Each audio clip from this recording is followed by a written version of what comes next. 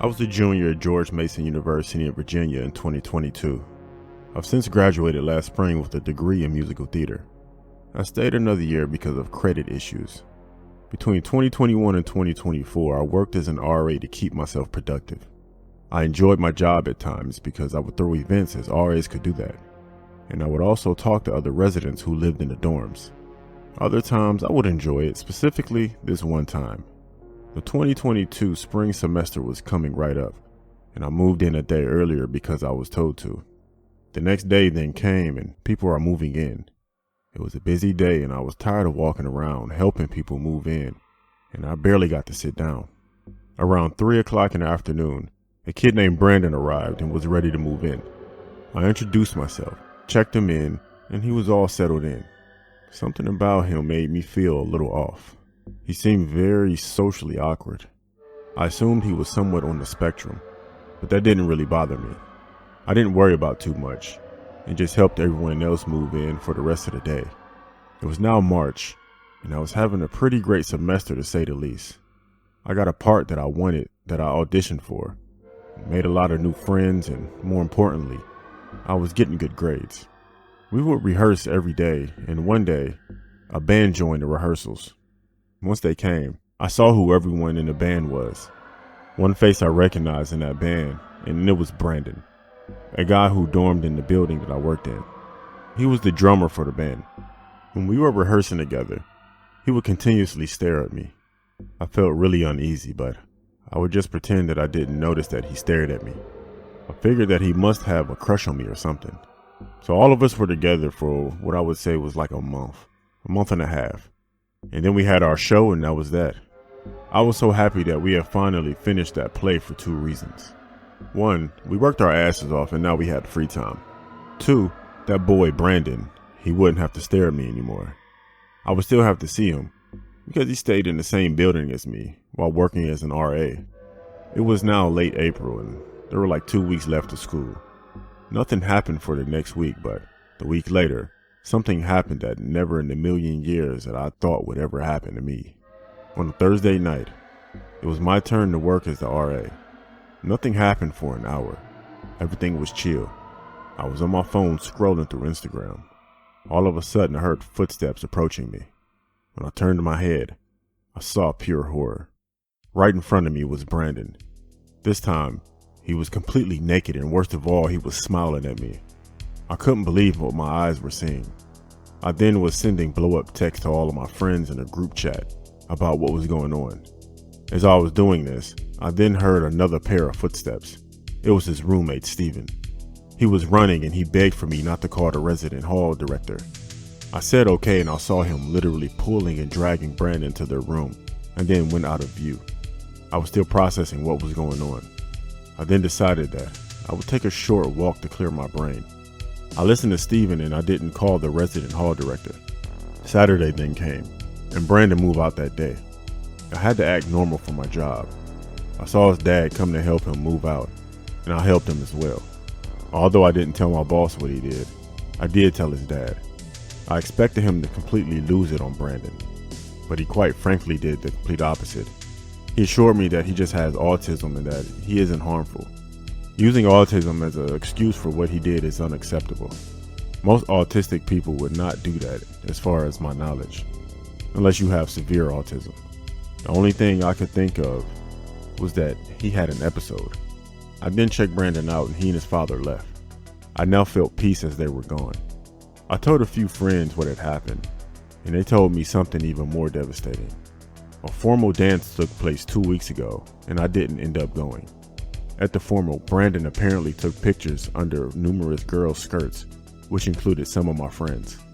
No girl knew about this until this one guy told this to every girl who fell victim. I was so disgusted to hear this. I never saw Brandon again after this. He either left the school or he moved to another campus. The scene of him keeps replaying in my head every day, and I had to immediately see a therapist after this. I was definitely traumatized. I was pretty relieved that I didn't see him again, and I want to keep it that way.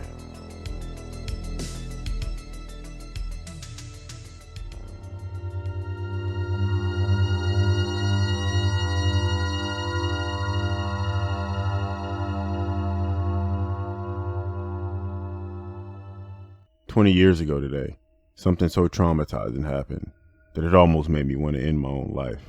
And I'll tell you why. I was a freshman at San Diego State University, and I was already having a blast. I would go to countless parties and would sometimes get blacked out drunk. I would love it each time that I would go to a party. Only this one specific night made me realize what the reality of college parties are. I got invited to a Pi Beta Phi sorority party. Now, I heard that this sorority had the worst reputation on campus, but I decided to go against my judgment because there was nothing I liked more than partying, so I ended up going. It was 7:30 when I arrived at the party, and it looked lit, as I saw a lot of people there. I walked in and I saw some people that I had already met before there, and we greeted each other. The next person I saw was a girl named Gabby. I saw her at prior parties, and she was always in my English class. We said hi to each other and we gave each other a hug. We talked for a little while, and then she told me that she had to use the bathroom. She was gone for like 5 minutes. After 5 minutes had passed, I saw a wallet drop behind me. I turned back to see who dropped it, and Gabby was right behind me. She asked if I could pick it up for her. I told her sure. Now, this was about 2 feet away from the couch, so I had to get up. I took a step or two, and I picked it up and I gave it back to her while she was still behind me. She then thanked me, and she walked back over to the couch. We talked more for like another 20 minutes, and I kept sipping my drink or beer.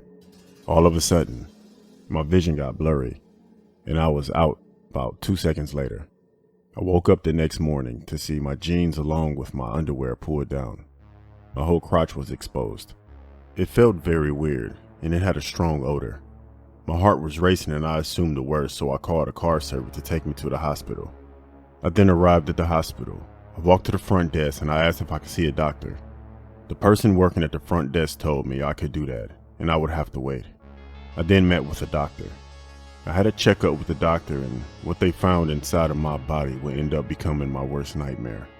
I had been roofied, and somebody had done something to me that I would never forget. The doctor found out who did it. It was none other than Gabby.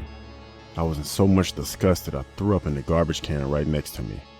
Now I finally remembered when I got roofied. It was when I picked up her wallet. She purposely dropped it so that she can drug me and do horrible things to me when I was out cold.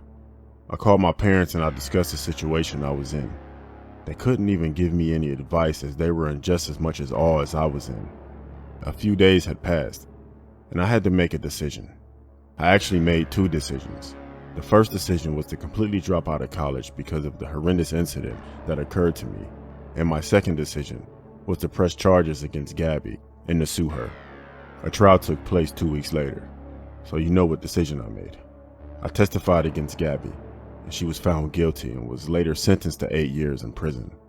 I never went back to college after this, and have since then worked a normal job from 9 to 5.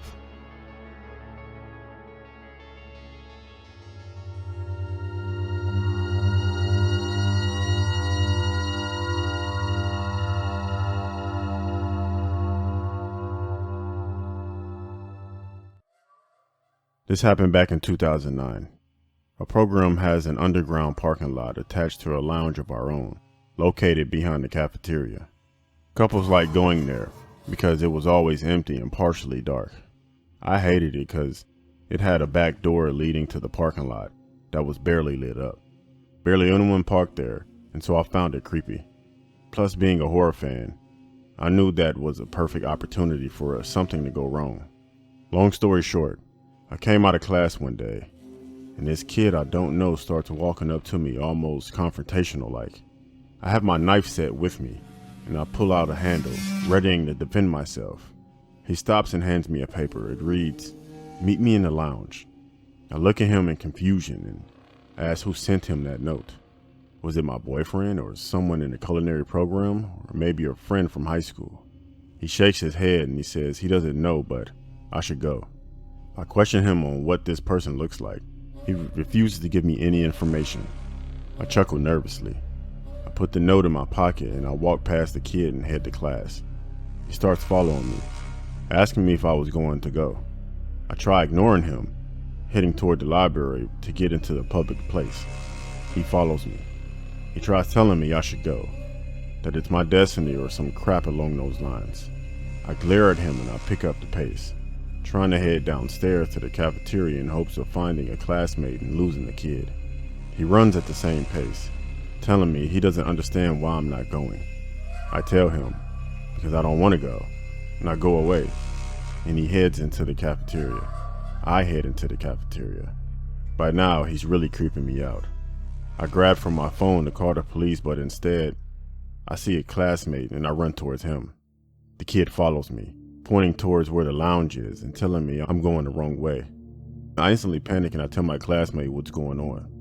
He approaches the kid and tells him to leave me alone, and that I have a boyfriend and I'm not interested. The kid tells me that they're waiting for me in the lounge and not to take long. His words give me chills. My classmate walks me to our student restaurant area, and he asks for some others to come with us. 3 of my other colleagues, they come with us to the lounge, and there's no one there. I get freaked out and I decide to go home. They walk me through the campus to the parking lot, where I call my parents and I get a ride. One of the others stays with me, while the classmate who defended me goes to report the behavior to our teachers, who use the lounge as a secondary office sometimes. He then comes back to tell me that they're going to investigate and to keep an eye out for suspicious activity of that kid. A few days later, I learned that a girl had been assaulted in the area, having parked there during the finals and going through the lounge. The school newspaper has reported it, but there are no details as to who did it. They had never even said if the person was caught.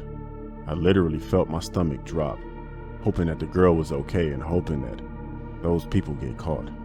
I reported my incident to the newspaper team, but they claim she never dealt with anything like that, or anything like a note. They never found the suspects. My mom is glad I listened to my gut and I didn't go. To this day, I still get chills thinking about it. The girl recovered, but she got jumped, but had no money, so they just left her, I guess. And she escaped with a few minor injuries. They never caught the attackers, and I never saw the strange kid again. All I can think of is why me?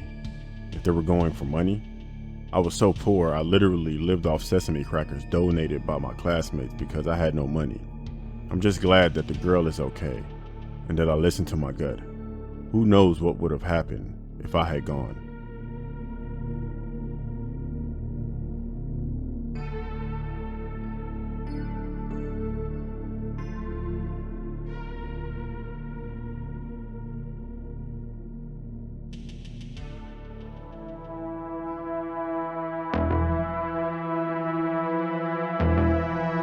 Nightmare Files.